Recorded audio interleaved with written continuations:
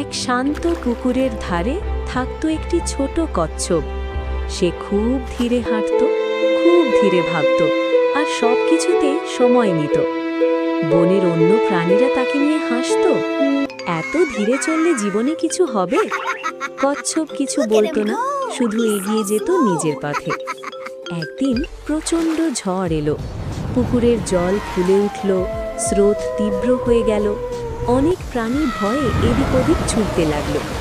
কচ্ছপ তখন থেমে গেল। সে তার খোলসের ভেতর নিজেকে গুটিয়ে নিল। ঝড় থামার পর্যন্ত সে অপেক্ষা করল।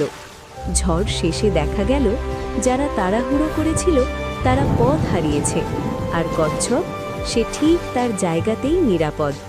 সেই দিন বন বুঝল, ধৈর্য মানে থেমে থাকা নয়, সঠিক সময় পর্যন্ত টিকে থাকা।